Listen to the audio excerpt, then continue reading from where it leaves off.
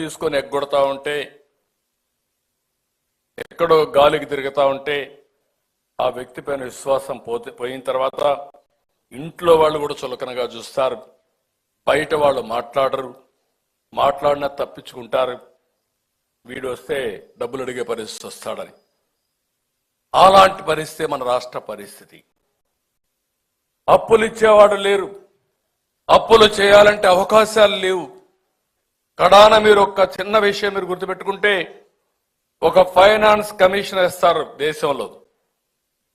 ఆ దేశంలో finance commission వేసి మనకు వచ్చే ఆదాయాలు కాకుండా ఏ రాష్ట్రానికి తక్కువ ఆదాయం వస్తుంది, వాళ్ళకి ఎట్లు ఇవ్వాలి అని వచ్చే వనరులో కేంద్రం, రాష్ట్రం, పంచాయతీలకు డబ్బులన్నీ పంచుతారు.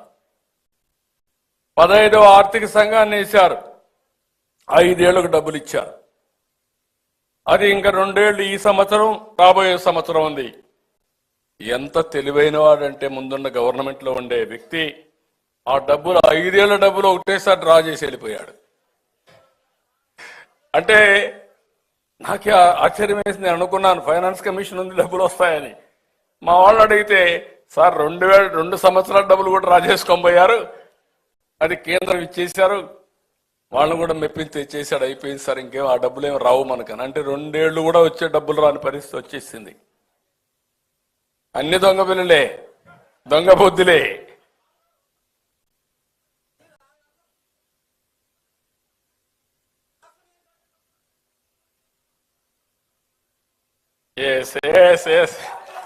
నేను ఒకటే మీ అందరికి చెప్తున్నా,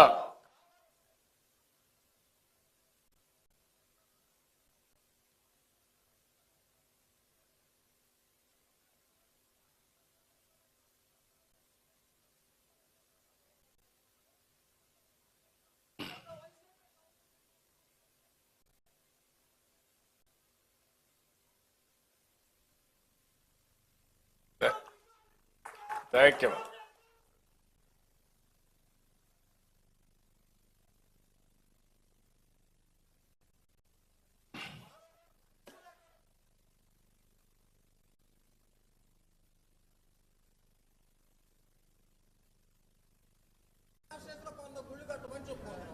ఓకేమ్మా, అన్ని వర్కౌట్ చేద్దాం.